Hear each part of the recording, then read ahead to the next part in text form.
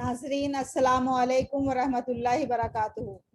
मैं आप सभी का तहे दिल से खैर मकदम करती हूँ आपके अपने चैनल जहान मन में। जहान मन की मखसूस पेशकश रमज़ान स्पेशल आपकी खिदमत में लेकर हाजिर हुई हूँ। और रमज़ान स्पेशल के पहले सेगमेंट में आज हम बात करेंगे रमज़ान के एक अहम पहलू पे, और वो है रमज़ान और सदका। इस मौजू पे इज़हार ख्याल करेंगी डॉक्टर तलत फातिमा साहिबा। तो आइए सुनते हैं उनकी मालूमाती और असरअंगेज गुफ्तगू।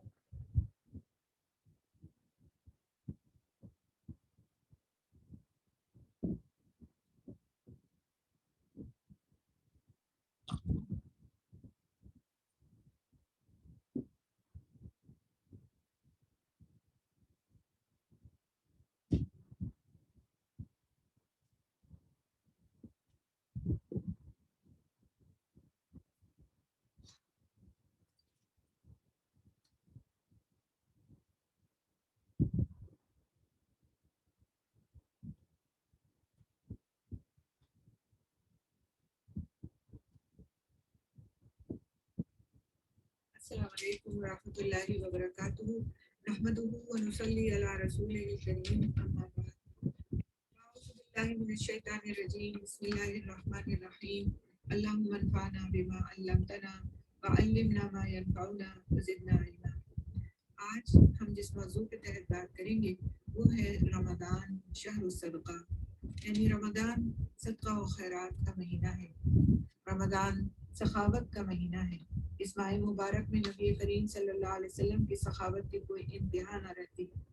हज़रत अब्दुल्ला बिन अब्बास रज़ियल्लाहु ताला अन्हु बयान करते हैं कि नबी सल्लल्लाहु अलैहि वसल्लम लोगों के साथ भलाई करने में बहुत सखी थे, और रमज़ान में जब हज़रत जिब्राईल अलैहिस्सलाम आप सल्लल्लाहु अलैहि वसल्लम से मिलते तो आप सल्लल्लाहु अलैहि वसल्लम और भी ज़्यादा सखी हो जाते। रमज़ान में हर रात जिब्राईल अलैहिस्सलाम आप सल्लल्लाहु अलैहि वसल्लम से मिला करते और नबी करीम सल्लल्लाहु अलैहि वसल्लम रमज़ान गुजरने तक उन्हें कुरान सुनाते, और जब जिब्राईल अलैहिस्सलाम आप सल्लल्लाहु अलैहि वसल्लम से मिलते तो आप सल्लल्लाहु अलैहि वसल्लम फयाजी में तेज हवाओं की मानिंद हो जाते। इस हदीस से बात सामने आती है कि नबी सल्लल्लाहु अलैहि वसल्लम रमज़ान में बाकी तमाम साल की निस्बत ज़्यादा सदका व खैरात करते, और इस सदक़े का फ़ायदा हर एक को पहुँचता। जिस तरह तेज़ हवा हर जगह पहुँच जाती है, इसी तरह हमें भी चाहिए कि इस माह में ज़्यादा से ज़्यादा खर्च करें, और ये याद रखें कि सदका करने से माल कम नहीं होता, बल्कि अल्लाह ताला इसका अज्र कई गुना बढ़ा देते हैं। अहल अयाल, रिश्तेदारों, फुकरा और मसाकीन पर खर्च करने के अलावा नेकी के दीगर कामों मसलन मसाजिद की तामीर व तरक्की, मुसाफिर खानों का क़याम और बेहतरी, कुओं की खुदाई और पानी के पीने का इंतज़ाम भी करना चाहिए। इसी तरह दीन की तालीम व तबलीग और इस राह में निकले हुए तालिब इल्मों के तालीमी अखराजात पर खर्च करना बेहतरीन सदका जारिया का काम है, क्योंकि फी सबीलिल्लाह खर्च किए जाने वाले माल को अल्लाह ताला अपने ज़िम्मे कर्ज शुमार करते हैं, और ये बहुत बड़ी खुशखबरी है। अल्लाह सुब्हानहू व तआला इरशाद फरमाते हैं, मन ज़ल्लज़ी युक़रिदुल्लाह क़र्ज़न हसना, कौन है वो जो अल्लाह को कर्ज़ हसना दे ताकि अल्लाह उसे कई गुना बढ़ा कर उसको वापस करे। रमज़ान की मुनासबत से रोज़ेदारों की इफ्तारी के लिए माल खर्च करना भी बाइस अजर सवाब है। एक हदीस में आता है कि रसूल अकरम सल्लल्लाहु अलैहि वसल्लम ने फरमाया, जिसने किसी रोज़ेदार का रोज़ा इफ्तार करवाया उसे भी उतना ही अजर मिलेगा जितना अजर रोज़ेदार के लिए होगा, और रोज़ेदार के अजर में कुछ भी कमी ना होगी। एक दूसरी रवायत में है कि रसूल अकरम सल्लल्लाहु अलैहि वसल्लम ने फरमाया, जिस किसी ने किसी रोज़ेदार का रोज़ा इफ्तार करवाया या किसी मुजाहिद को सामान दिया तो उसको उसके बराबर सवाब मिलेगा, यानी उस अमल के करने वाले के बराबर सवाब मिलेगा। तो सुभान अल्लाह, ये बहुत ही अच्छा और नादिर मौका हर मुसलमान की ज़िंदगी में आता है रमज़ान की शक्ल में, कि फिर वो अपने इस खूबसूरत अमल का कई गुना अजर हासिल कर सकता है, जो कि 70 से 700 गुना तक बढ़ता चला जाता है। तो वैसे तो हर वक्त में ही सदका करना बहुत फजीलत वाली नेकी है। पूरे साल में किसी भी वक्त सदका किया जाए अल्लाह सुब्हानहू तआला के नज़दीक बहुत महबूब है, लेकिन रमज़ान में इसकी खुसूसी दावत दी गई कि इस काम को किया जाए और इस काम के अजर सवाब को ज़्यादा से ज़्यादा हासिल किया जा सके। لیکن اس صدقے کو دینے کی اللہ سبحانہ تعالیٰ کے پاس کچھ شرائط بھی ہیں، اور اس میں سے پہلی شرط ہے وہ یہ کہ حرام مال سے دی گئی زکوٰۃ یا صدقہ اللہ سبحانہ تعالیٰ قبول نہیں فرماتے۔ حضرت اسامہ بن عمیر بن عامر رضی اللہ تعالیٰ عنہ کہتے ہیں کہ میں نے رسول صلی اللہ علیہ وسلم کو فرماتے ہوئے سنا ہے کہ اللہ تعالیٰ وضو کے بغیر نماز اور حرام مال سے صدقہ قبول نہیں فرماتا۔ حلال کمائی سے ایک کھجور کے برابر دیا گیا صدقہ بھی اللہ تعالیٰ قبول فرماتا ہے۔ حلال کمائی سے کیے گئے معمولی صدقے کا اجر و ثواب اللہ تعالیٰ کئی گنا بڑھا کر دیتے ہیں۔ صدقہ اللہ تعالیٰ کے خصوصی فضل و کرم کا باعث بنتا ہے۔ حضرت ابو ہریرہ رضی اللہ تعالیٰ عنہ نبی کریم صلی اللہ علیہ وسلم سے روایت کرتے ہیں کہ آپ صلی اللہ علیہ وسلم نے فرمایا، ایک شخص جنگل میں کھڑا تھا، اس نے بادل سے آواز سنی، یعنی کسی نے ایسا لگا کسی نے آواز دی کہ فلاں آدمی کے باغ کو پانی پلاؤ، یعنی اس بادل کو حکم دیا گیا کہ تم جاؤ اور فلاں آدمی کے باغ پر پانی برساؤ۔ چنانچہ بادل ایک طرف چلا اور اپنا پانی ایک سنگلاخ زمین پر انڈیل دیا، یعنی ایک پتھریلی زمین پر انڈیل دیا۔ اچانک نالیوں میں سے ایک نالے نے سارا پانی جمع کر لیا۔ وہ آدمی پانی کے پیچھے چلا، یعنی جس نے بادل سے آواز سنی تھی وہ اس پانی کے پیچھے پیچھے چلا۔ دیکھا کہ ایک شخص اپنے باغ میں کھڑا ہے اور اپنے بیلچے سے پانی ادھر ادھر تقسیم کر رہا ہے، یعنی وہ نالا جیسے جا رہا تھا پانی جس میں بہہ پڑا تھا اس بادل کا، تو وہ ایک آدمی کے باغ کے پاس سے گزرا، اور اس نے آدمی نے کیا کیا کہ اس کے پاس کوئی ایسا ٹول تھا جس کے ذریعے سے وہ پانی کو ایسے تقسیم کر رہا تھا کہ وہ اس کے باغ کو سیراب کرے۔ اس آدمی نے کہا، اللہ کے بندے تمہارا نام کیا ہے؟ اس نے کہا فلاں، یعنی اپنا نام بتایا، وہی نام جو اس نے بادل سے سنا تھا، یعنی جب اس انسان کو بادل سے آواز آئی تھی کہ جا کر کے فلاں شخص کے باغ کو سیراب کرو، تو یہ وہی نام تھا جو اس شخص نے بتایا۔ پھر اس نے دریافت کیا کہ اے اللہ کے بندے، یعنی اس باغ والے نے دریافت کیا کہ اے اللہ کے بندے تو میرا نام کیوں پوچھتا ہے؟ اس نے کہا، میں نے اس بادل سے جس کا یہ پانی ہے آواز سنی تھی کہ فلاں کے باغ کو پانی پلا، اور تیرا نام دیا۔ اب یہ کہ اس نے کہا کہ تو اپنے باغ میں کیا کرتا ہے؟ میں جاننا چاہتا ہوں کہ تو اپنے باغ میں کیا کرتا ہے۔ اس نے کہا، جب تو نے پوچھا ہے تو میں بتا دیتا ہوں کہ جو کچھ میرے باغ میں پیدا ہوتا ہے اس کا 1/3 حصہ صدقہ کر دیتا ہوں، اور 1/3 سے میں اور میرا عیال کھاتا ہے، اور 1/3 اس باغ میں لگا دیتا ہوں، یعنی واپس اسی میں لگا دیتا ہوں اگلی فصل کے لیے۔ اسے مسلم نے روایت کیا۔ تو آپ دیکھیں کہ اللہ سبحانہ تعالیٰ نے خود بندوبست فرمایا اس کے باغ کو سیراب کرنے کا، کیونکہ وہ اللہ کے راستے میں خرچ کرتا تھا، دیتا تھا لوگوں کو، وہ دینے والا تھا، سب کا سب اپنے لیے رکھنے والوں میں سے نہیں تھا۔ تو جو اللہ کے راستے میں دیتے ہیں، جو اللہ کے بندوں کا خیال کرتے ہیں، اللہ سبحانہ تعالیٰ کی غیرت اس بات کو گوارا نہیں کرتی کہ پھر وہ ان اپنے بندوں کا خیال نہ رکھے۔ صدقہ اللہ تعالیٰ کے غصے کو دور کرتا ہے اور بری موت سے بچاتا ہے۔ حضرت ابو سعید رضی اللہ تعالیٰ عنہ فرماتے ہیں کہ رسول اکرم صلی اللہ علیہ وسلم نے فرمایا، پوشیدہ صدقہ اللہ تعالیٰ کے غضب کو ٹھنڈا کرتا ہے، صلہ رحمی عمر میں اضافہ کرتی ہے، نیک عمل آدمی کو برائی کے گڑھے میں گرنے سے بچاتا ہے۔ اسے بیہقی نے روایت کیا ہے۔ آپ دیکھیں کہ صدقہ اللہ تعالیٰ کے غضب کو ٹھنڈا کرتا ہے۔ اللہ تعالیٰ ہم سب کو اپنے غضب سے محفوظ فرما دے، کیونکہ اس کے غضب کو سہنے کی کسی انسان میں تاب نہیں۔ پھر یہ کہ قیامت کے دن مومن اپنے صدقے کے سائے میں ہوگا۔ حضرت مرشد بن عبداللہ رضی اللہ تعالیٰ عنہ نبی کریم صلی اللہ علیہ وسلم کے بعد صحابہ سے روایت کرتے ہیں، انہوں نے رسول اکرم صلی اللہ علیہ وسلم سے سنا، آپ فرماتے تھے کہ قیامت کے روز صدقہ ایماندار کے لیے سایہ ہوگا۔ اسے احمد نے روایت کیا ہے۔ حضرت عدی بن حاتم رضی اللہ تعالیٰ عنہ فرماتے ہیں کہ میں نے رسول صلی اللہ علیہ وسلم کو فرماتے ہوئے سنا، جہنم کی آگ سے بچو، خواہ کھجور کا ایک ٹکڑا ہی دے کر بچو۔ اسے بخاری نے روایت کیا ہے، یعنی ایک ٹکڑا، پوری کھجور بھی نہیں کہا گیا، وہ بھی جہنم کی آگ سے آڑ بن جائے گی انشاءاللہ اللہ سبحانہ تعالیٰ کے حضور حاضری کے وقت۔ افضل ترین صدقہ پانی پلانا ہے، جیسے ہم نے ابھی اس سے پہلے پڑھا بھی تھا اور اپنے دوسرے سبق میں اس بات کو کہ کھانا کھلانا اور پانی پلانا افضل اعمال میں سے ہے۔ یہاں پر ایک اور حدیث ہم اسی سلسلے کی پڑھتے ہیں۔ حضرت سعید بن عبادہ رضی اللہ تعالیٰ عنہ سے روایت ہے، انہوں نے کہا کہ اے اللہ کے رسول صلی اللہ علیہ وسلم، سعد کی ماں فوت ہو گئی، بس کون سا صدقہ افضل ہے؟ آپ صلی اللہ علیہ وسلم نے فرمایا پانی پلانا۔ انہوں نے ایک کنواں کھودا اور کہا کہ سعد کی ماں کے لیے ہے، یعنی ان کو ثواب پہنچانے کے لیے۔ آپ دیکھیں کہ آج ہم کتنا پوچھتے رہتے ہیں دوسرے سے سوال کہ والدین کے وفات کے بعد یا پھر یہ کہ ہمارا فلاں فوت ہو گیا، ہم کس طرح اس کے لیے کوئی کام کریں ایسے کہ اس کے درجات بلند ہو جائیں، اس کی نیکیوں میں اضافہ ہو جائے۔ اب اس کے تو عمل کا وقت ختم ہو گیا، ہم کیا کر سکتے ہیں اس کے لیے؟ تو صدقہ، افضل ترین صدقہ پانی پلانا، یعنی اس میں نیت کی جائے کہ اس کا ثواب فلاں کو ملے گا، میرے والدین کو ملے گا یا میرے فلاں رشتہ دار کو ملے گا، اور اس نیت سے پورے کنویں کو کھدوانے کا اگر انسان بندوبست نہ بھی کر سکے تو اپنا کچھ نہ کچھ حصہ ضرور ڈال دے۔ کہیں پر کوئی کنواں کھودا جا رہا ہو، کہیں پانی کا کوئی بندوبست کیا جا رہا ہو تو اس میں اپنا کچھ حصہ ضرور ڈال دے۔ اللہ وسعت دے تو پورے کا پورا بندوبست کر دے، اور اگر اتنا نہیں ہے تو کچھ نہ کچھ حصہ ضرور ڈال دے۔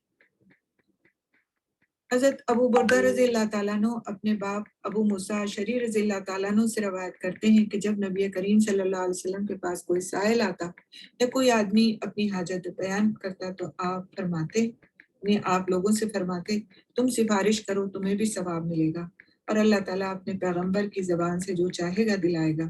اسے بخاری نے روایت کیا، یعنی کسی اچھے کام کے لیے، صدقے کے لیے کسی کی سفارش کسی سے کرنا، یہ بھی گویا صدقہ کرنے کی طرح ہے۔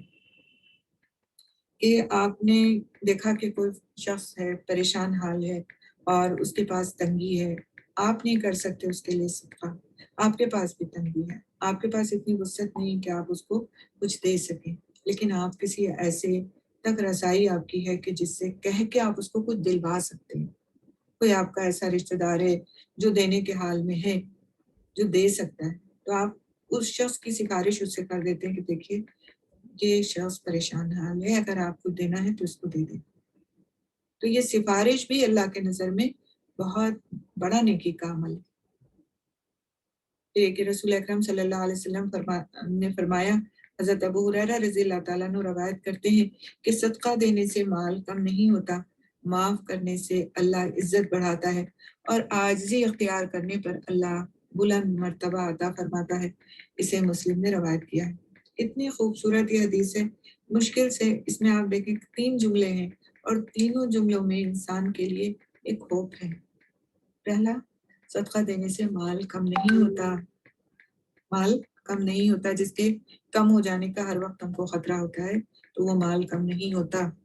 دوسرے، معاف کرنے سے اللہ عزت بڑھاتا ہے، یعنی اگر کوئی شخص معاف کرتا ہے تو اس کا مطلب یہ نہیں ہوتا کہ وہ کمزور ہے اس لیے اس نے معاف کر دیا، بلکہ اللہ سبحانہ تعالیٰ ایسے شخص کی عزت کو بڑھا دیتا ہے جو کسی کو معاف کر دیتا ہے۔ اور عاجزی اختیار کرنے پر اللہ بلند مرتبہ عطا فرماتا ہے۔ کوئی شخص اگر عاجزی اختیار کرتا ہے، تواضع اختیار کرتا ہے، اپنے آپ کو ہمبل کر لیتا ہے، چھوٹا کر لیتا ہے کہ کسی کے سامنے بات چیت کرنے میں، معاملات میں، تو اللہ سبحانہ تعالیٰ اس کا مرتبہ بلند فرما دیتے ہیں۔ آج حال یہ ہے کہ ہم سمجھتے ہیں کہ ہم زوراور اسی صورت میں ہو سکتے ہیں، ہم عزت اسی صورت میں حاصل کر سکتے ہیں جب ہم اپر ہینڈ ہوں۔ نہیں، اللہ سبحانہ تعالیٰ فرماتے ہیں، رسول اکرم صلی اللہ علیہ وسلم فرماتے ہیں کہ اللہ سبحانہ تعالیٰ اس شخص کو بلند مرتبہ عطا فرماتے ہیں جو عاجزی اختیار کرتا ہے۔ تو ہمبل ہونا اللہ کے نزدیک بہت بڑی نیکی ہے، اور اپنے آپ کو جتانا اور یہ کہ میں یہ کر سکتا ہوں، وہ کر سکتا ہوں، میرا یہ حق ہے کہ میں یہ کروں، اور میں اس پوزیشن میں ہوں کہ میں اپنے لیے اس بات کو دوسرے سے منواؤں، یہ کوئی خیر کی اور خوبی کی بات نہیں ہے۔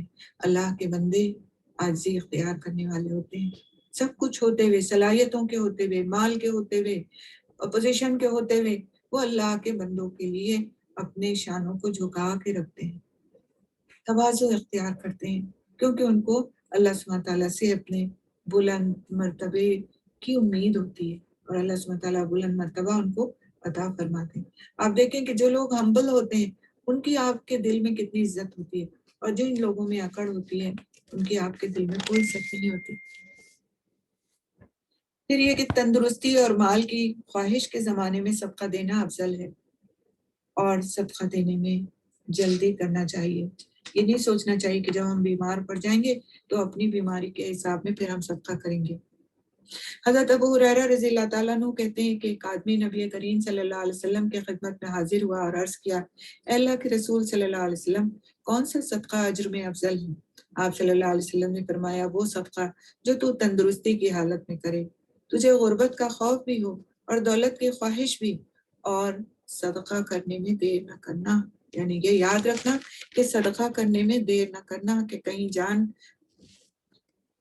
دیر نہ کرنا کہیں جان حلف میں آ جائے اور پھر تو کہے کہ فلاں کے لیے اتنا صدقہ اور فلاں کے لیے اتنا صدقہ، حالانکہ اس وقت تو تیرا مال غیروں کا ہو ہی چکا۔ اسے بخاری نے روایت کی۔ یعنی ایسے حال میں صدقہ کرنا کہ اب انسان کو اپنی زندگی کی کوئی امید نہیں رہ گئی، تو اس نے سوچا کہ جلدی جلدی اپنا مال صدقہ کر دوں تاکہ میرے لیے اجر و ثواب کا باعث بن جائے۔ یہ خیر کی بات نہیں۔ خیر کی بات یہ ہے کہ انسان جوان بھی ہے، طاقتور بھی ہے، اسے اپنی زندگی کی امید بھی ہے، اس کے باوجود وہ اللہ کے راستے میں اپنے پیسے کو لگاتا چلا جاتا ہے اللہ سے ثواب کی نیت کی بنیاد پر۔ حضرت انس رضی اللہ تعالیٰ عنہ فرماتے ہیں کہ رسول اکرم صلی اللہ علیہ وسلم نے فرمایا، کوئی مسلمان نہیں جو درخت لگائے یا کھیتی سینچے، پھر اس سے انسان یا پرندے یا چارپائے کھائیں، مگر وہ اس کے لیے صدقہ ہے۔ یعنی اگر کسی نے کوئی کھیتی باڑی کی چیز لگائی، مثال طور پر گھاس لگائی یا کچھ ایسے پودے لگائے، اور اللہ کی دوسری مخلوق نے، چڑیوں نے، پرندوں نے، جانوروں نے اس میں سے کچھ کھا لیا، چر چگ لیا، تو یہ بھی اس انسان کے لیے صدقہ ہے۔ پھر یہ حدیث خاص ہم عورتوں کے لیے۔ حضرت عائشہ صدیقہ رضی اللہ تعالیٰ عنہ فرماتی ہیں کہ رسول اکرم صلی اللہ علیہ وسلم نے فرمایا، جب عورت گھر کے کھانے سے صدقہ دے، بشرط یہ کہ بگاڑ کی نیت نہ ہو، یعنی شوہر کے ساتھ بگاڑ کی نیت نہ ہو، تو اسے اس کا اجر ملے گا، اور اس کے خاوند کو کمائی کرنے کا اجر ملے گا، اور خزانچی کو بھی اتنا ہی، اور کسی کا ثواب دوسرے کے ثواب کو کم نہیں کرے گا۔ اسے بخاری نے روایت کیا ہے۔ یعنی بگاڑ کی نیت نہ ہو، یہ نہ ہو کہ شوہر کو چڑھانے کے لیے یا ایسے پریشان کرنے کے لیے عورت جو ہے صدقہ کرے کہ پتہ چلا آج کھانا پکایا تو سارے کا سارا اس نے خیرات کر دیا، اور پھر جب گھر میں کچھ نہیں تھا اور شوہر وہ کا پیاسا گھر واپس آیا تو اس نے کہا میں تو صدقہ کر دیا۔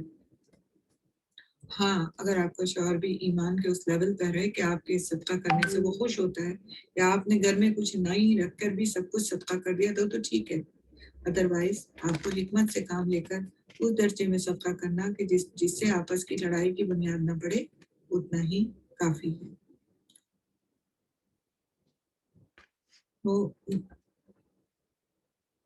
صدقہ کرنا اللہ سبحانہ تعالیٰ کے نزدیک نیکی کے بہت اہم ترین کاموں میں سے ہے، لیکن صدقہ کرتے وقت انسان کو ایک بات کا بہت خیال رکھنا چاہیے، اور وہ یہ جو اس حدیث سے ثابت ہے۔ حضرت ابو ذر رضی اللہ تعالیٰ عنہ فرماتے ہیں کہ نبی کریم صلی اللہ علیہ وسلم نے فرمایا، قیامت کے دن اللہ تعالیٰ 3 آدمیوں سے نہ کلام کرے گا، نہ ان کی طرف دیکھے گا، نہ ان کو پاک کرے گا، اور ان کے لیے دردناک عذاب ہوگا۔ اب کون ہے یہ 3 لوگ؟ دے کر احسان جتلانے والا، تہبند لٹکانے والا، اور جھوٹی قسم سے اپنا سودا بیچنے والا۔ اسے نسائی میں روایت کیا۔ تو پہلی بات اس میں اس حدیث میں کیا ہے؟ دیکھ کر احسان جتانے والا۔ اللہ سبحانہ تعالیٰ ہم سب کو اس بات سے محفوظ رکھے کہ ہم اپنے صدقات کو ضائع کرنے والے بن جائیں۔ اللہ ہم کو محفوظ رکھے۔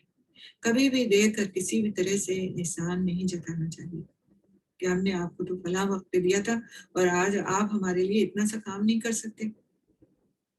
تو اتنا سا کام کروانے کے لیے تو نہیں دیا تھا نا ہم نے تو اللہ کی رضا حاصل کرنے کے لیے دیا تھا۔ یہ میں نے تو آپ کو فلاں وقت دیا تھا اور آج آپ میرے خلاف ہی بات کرنے کھڑے ہو گئے۔ تو ہم نے تو اس لیے نہیں دیا تھا نا کہ کسی کو اپنا مطیع فرما بردار بنا لے، بلکہ ہم نے تو اس لیے دیا تھا کہ ہمارا رب ہم سے راضی ہو جائے۔ حضرت حذیفہ رضی اللہ تعالیٰ عنہ فرماتے ہیں کہ تمہارے نبی کریم صلی اللہ علیہ وسلم نے فرمایا کہ ہر نیکی کا کام صدقہ ہے، کوئی بھی نیکی کا کام کیا جائے وہ صدقہ ہے، حتیٰ کہ ایک مسلمان کا دوسرے مسلمان سے شگفتگی کے ساتھ ملنا، مسکراتے چہرے کے ساتھ ملنا، اس کے ساتھ خوبصورت بات کرنا، یہ بھی اللہ کی نظر میں صدقہ ہے۔ اللہ تعالیٰ اس مبارک مہینے میں ہم سب کو اپنے صدقات میں اضافے کی توفیق نصیب فرمائیں.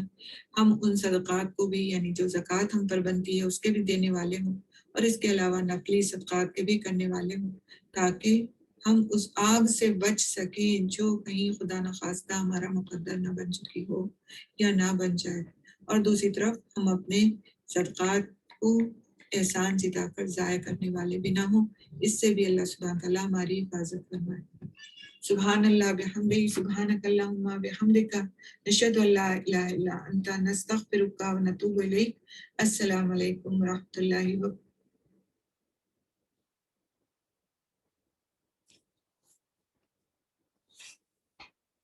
ڈاکٹر طلعت فاطمہ صاحب آپ کا بہت بہت شکریہ. آپ نے بہت ہی خوبصورتی کے ساتھ نہایت مؤثر انداز میں ہم سب کو رمضان اور صدقے کی فضیلت کے حوالے سے جو باتیں بتائی ہیں یقیناً ہمارے لیے وہ مشعل راہ ہیں. اللہ تعالیٰ ہم سب کو عمل کی توفیق عطا کرے اور اللہ تعالیٰ آپ کی کوششوں کو قبول فرمائے. جہان من آپ کا ممنون و مشکور ہے کہ آپ نے اپنا قیمتی وقت دیا. اب ناظرین ہم آ چکے ہیں اپنے پروگرام کے دوسرے سیگمنٹ کی جانب اور جیسا کہ آپ سب کے علم میں ہے کہ دوسرے سیگمنٹ میں ہم سنتے ہیں ذکر صحابیات کے بارے میں اور آج ہم معلومات حاصل کریں گے حضرت درہ بنت ابی لہب کی زندگی کے بارے میں. تو حضرت درہ بنت ابی لہب کی زندگی کے بارے میں ہمیں تفصیل سے بتائیں گی محترمہ مسرت ناز صاحبہ اور ہم ان کے بہت بہت شکر گزار ہیں کہ انہوں نے اپنا قیمتی وقت دیا ہے اور یہاں ہمارے ساتھ موجود ہیں.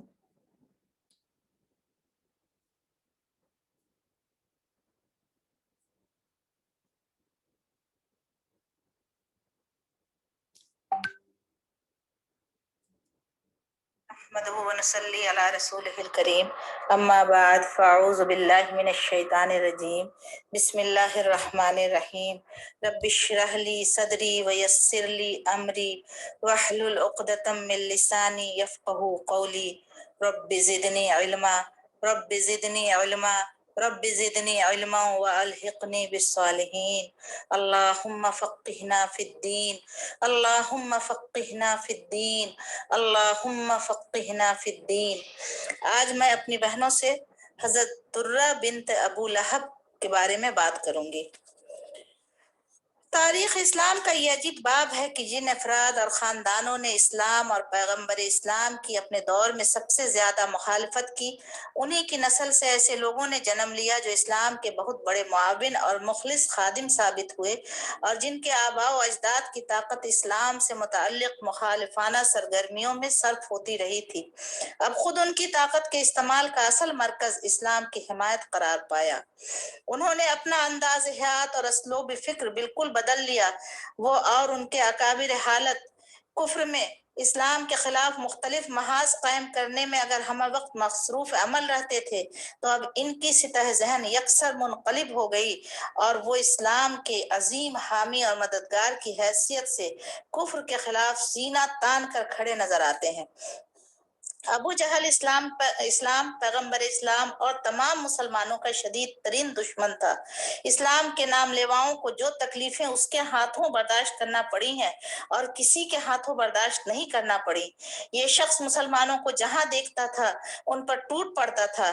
اسلام میں پہلی شہادت ایک خاتون حضرت سمیہ بنت خبات رضی اللہ عنہا کو حاصل ہوئی اور ابو جہل کے ہاتھوں ہوئی. یعنی اسلام میں کسی مسلمان کا پہلا خون ابو جہل کے ہاتھوں بہایا گیا. ابو جہل کے بیٹے اکرمہ نے بھی اسلام کی انتہائی مخالفت کی اور فتح مکہ 8 ہجری تک ہر جنگ میں شمشیر وقف ہو کر مسلمانوں کے خلاف میدان میں اترتا رہا. اس کی بیوی ام حکیم کچھ عرصہ پہلے مسلمان ہو چکی تھیں. فتح مکہ کے موقع پر اکرمہ مکہ سے بھاگ کر یمن چلا گیا تھا. رسول اللہ صلی اللہ علیہ وسلم سے اس کی جان کی امان کا عہد کر حضرت ام حکیم اپنے شوہر اکرمہ کو واپس مکہ مکرمہ لانے کے لیے یمن پہنچی اور کہا اکرمہ واپس مکہ مکرمہ چلو. اکرمہ نے جواب دیا میں کس طرح مکے جا سکتا ہوں؟ میں نے ہمیشہ محمد اور مسلمانوں کی مخالفت کی ہے اور ان کے خلاف بے دریغ تلوار چلائی ہے. اب وہ مجھے کیوں کر معاف کریں گے؟ جب میں ان کے سامنے گیا مجھے قتل کر دیں گے. ام حکیم بولی مسلمانوں کے پیغمبر محمد صلی اللہ علیہ وسلم انتہائی رحم دل اور نہایت عالی اخلاق ہیں. वो एक लम्हे के तवक्कुफ के बगैर दुश्मन को माफ कर देते हैं। मैं अरसे से उन्हें जानती हूँ और मैंने गहरी नजर से उनके अमल और किरदार के हर गोशे का जायजा लिया है। वो तुम्हें बिला तामुल माफ कर देंगे। अकरमा ने कहा, क्या तुम मेरी जान की दुश्मन हो और मुझे खत्म कराने के दर पे हो? उम्मे हकीम ने जवाब दिया, हरगिज नहीं, मैं तुम्हारी अज़हद हमदर्द हूँ और यही जज्बा मुझे मक्का से यमन लाने का मुहर्रिक हुआ है। मैंने रसूल अकरम सल्लल्लाहु अलैहि वसल्लम से तुम्हारे लिए जान बख्शी का अहद ले लिया है। चुनांचे उम्मे हकीम की इस यकीन दहानी पर अकरमा वापस मक्का गया और रसूल अल्लाह सल्लल्लाहु अलैहि वसल्लम के दरवाजे पर पहुंचा तो हजरत उमर फारूक रजी अल्लाह अन्हु बाहर खड़े थे। अकरमा को देखकर अंदर गए और आ हजरत को उसकी आमद की इत्तला दी। आपने अंदर बुला लिया। अकरमा आ हजरत को देखते ही एहसास निदामत में डूब गया और कलमा शहादत पढ़कर हल्का बगोश इस्लाम हो गया। उसके बाद अबू जहल के ये बेटे हजरत अकरमा रजी अल्लाह अन्हु इस्लाम के बहुत बड़े खादिम साबित हुए और उनके बाप अबू जहल और खुद उन्होंने इस्लाम की जो मुखालफत की थी उससे कहीं बढ़कर इस्लाम की हिमायत की। इस्लाम के एक दुश्मन खानदान के इस फर्द ने नुसरत हक में बदरजा गायत जद्दोजहद की और आखिरकार दर्जा शहादत पर फायज हुए। उसी तरह हजरत का चचा अबू लहब रसूलुल्लाह सल्लल्लाहु अलैहि वसल्लम और इस्लाम और मुसलमानों से इंतहाई बुग़्ज़ और बेहद दुश्मनी रखता था। अबू लहब और उसकी बीवी की इस्लाम दुश्मनी के खुद कुरान ने शहादत दी और सूरह तब्बत नाजिल की। दुनिया में करोड़ों मुसलमान हर रोज कुरान की तिलावत करते और सूरह तब्बत के जरिए इन दोनों पर लानत और फिटकार भेजते हैं। लेकिन एक वक्त आया कि इसी अबू लहब और उसकी बीवी के घर में इस्लाम की शमा रोशन हुई और उनकी बेटी दुर्रा इस्लाम की नेमत से मुतमत्तो हुई। दुर्रा बिन अबू लहब बिन अब्दुल मुत्तलिब रसूलुल्लाह सल्लल्लाहु अलैहि वसल्लम की चचेरी बहन थी। उनकी शादी हारिस बिन हारिस बिन अब्दुल मुत्तलिब से हुई थी।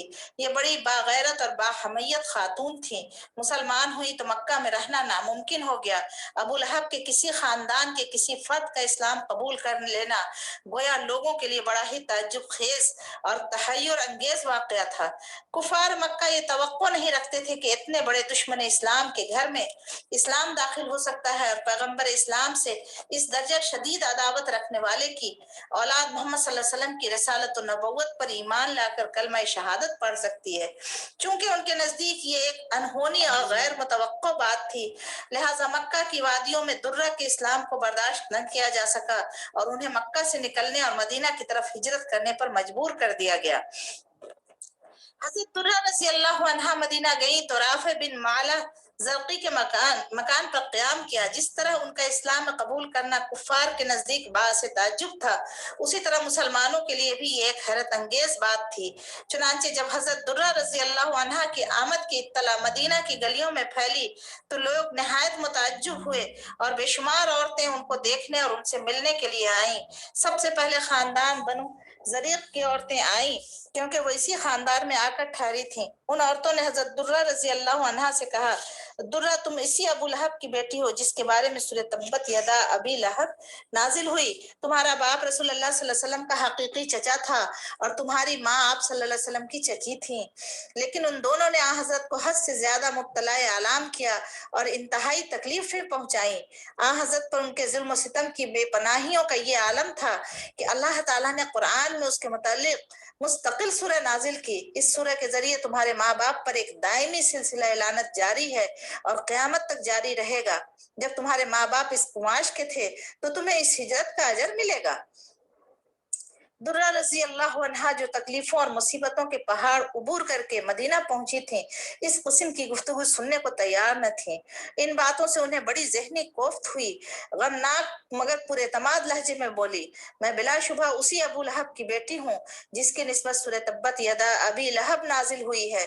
मुझे निहायत अफसोस है कि मेरे माँ बाप ने रसूलुल्लाह सल्लल्लाहु अलैहि वसल्लम को तकलीफें पहुंचाई, मगर क्या अल्लाह और उसके रसूल के नजदीक उन्हीं लोगों का इस्लाम कबूल किया जाता है जिनके आबाओ अजदाद ने रसूलुल्लाह सल्लल्लाहु अलैहि वसल्लम को कोई अजियत न पहुंचाई हो।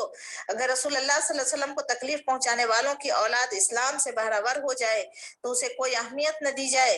کتنے ہی ایسے مسلمان ہیں جن کے بارے میں مجھے معلوم ہے کہ ان کے آباء و اجداد نے رسول اللہ صلی اللہ علیہ وسلم کو مبتلا مصائب کیا، کیا ان کا اسلام قبول نہیں کیا جائے گا؟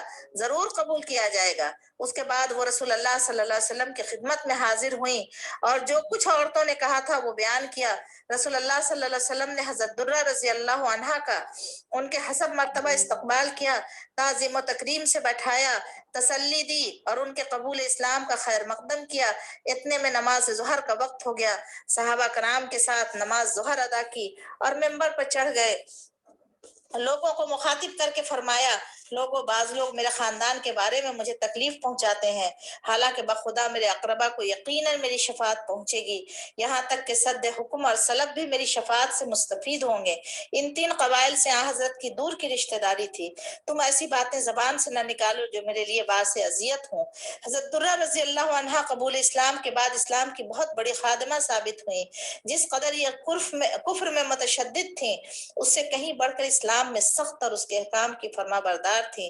ان سے چند احادیث بھی مروی ہیں۔ جن حضرات نے ان سے احادیث روایت کی ان میں حضرت علی کریم اللہ وجہہ اور حضرت عبداللہ بن عمیرہ رضی اللہ عنہ ایسے جلیل القدر حضرات شامل ہیں۔ حضرت درہ سے جو احادیث روایت کی گئی ہیں ان میں مدرجہ ذیل 2 حدیثیں بڑی مشہور ہیں۔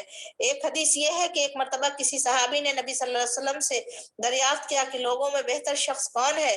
آپ نے فرمایا جس میں تقوی زیادہ پایا جاتا ہو، جو لوگوں کو بہتر کاموں کا حکم دیتا ہو، برے کاموں سے روکتا ہو اور صلہ رحمی کرتا ہو۔ دوسری یہ کہ نبی صلی اللہ علیہ وسلم کا ارشاد ہے کہ کسی مردے کے اعمال کے بدلے میں کسی زندہ کو اذیت نہیں دی جا سکتی۔ حضرت درہ رضی اللہ عنہ کے 3 بیٹے تھے، ان کا نام عتبہ، دوسرے کا ولید اور تیسرے کا ابو مسلم تھا۔ وہ نہایت فیاض خاتون تھیں۔ حضرت درہ رضی اللہ عنہا کا وصال مدینہ منورہ ہی میں ہوا۔ اللہ ان پر اپنی رحمتوں کی بارش کرے۔ وآخر الدعوانا الحمدللہ رب العالمین، سبحان ربک رب العزت عما یصفون وسلام علی المرسلین والحمدللہ رب العالمین۔ السلام علیکم ورحمۃ اللہ وبرکاتہ۔ وعلیکم السلام ورحمۃ اللہ وبرکاتہ۔ آپ کا بہت بہت شکریہ محترمہ مسرت ناز صاحبہ۔ اللہ تعالیٰ آپ کو جزائے خیر عطا کرے اور مزید آپ کو توفیق دے کہ آپ اسی طرح دین و اسلام کی خدمات انجام دیتی رہیں۔ اور بہنوں سے گزارش ہے کہ ہم نے جو کچھ ابھی حضرت درہ بنت ابی لہب کے حوالے سے سنا ہے اس پہ عمل پیرا ہوں، اور ہم یہ ذہن میں رکھیں کہ وہ خواتین کتنی باحوصلہ باہمت تھیں کہ جو اس طرح کے حالات میں بھی اپنے اسلام پہ جمی رہیں، جہاں ان کو نہ تو خاندان سے کوئی سپورٹ تھا، نہ گھر والوں سے کوئی سپورٹ تھا۔ اس کے باوجود بھی انہوں نے کس اولو العزمی کے ساتھ اور ہمت حوصلے کے ساتھ اپنے ایمان کو نہ صرف محفوظ رکھا بلکہ اپنے آپ کو ایک راسخ العقیدہ ہونے کا ثبوت بھی فراہم کیا۔ اللہ تعالیٰ ہم سب کو مزید توفیق عطا کرے۔ یہاں میں یہ معذرت چاہتی ہوں کہ آج کل چونکہ یوٹیوب لائیو کچھ ٹیکنیکل ایشوز کی بنا پہ میں نہیں کر پا رہی ہوں، اس بنا پہ لائیو پروگرام فیس بک پہ آ رہا ہے، تو بہنوں سے درخواست ہے کہ اگر وہ لائیو پروگرام دیکھنا چاہتی ہیں تو وہ فیس بک پہ دیکھ سکتی ہیں، یا پھر زوم میں آ کر کے شامل ہو سکتی ہیں ہماری گفتگو میں۔ اب ہم آ گئے ہیں اپنے پروگرام کے تیسرے سیگمنٹ کی جانب، جس میں کہ ہم سورہ بقرہ کی چند آیات کے مفہوم سے واقفیت حاصل کرتے ہیں۔ تو جیسا کہ اس سے پہلے ہم نے سورہ بقرہ کی بہت سی آیات کے مفہوم سے واقفیت حاصل کی ہے، اور ہمیں امید ہے کہ آپ سب لوگ اس کو ریوائز بھی کر رہے ہوں گے، دوہرا بھی رہے ہوں گے، اور آپ کی کوششیں یہی ہوں گی کہ آپ اسے بھولنے نہ پائیں بلکہ اسے اپنے ذہن میں تر و تازہ رکھیں۔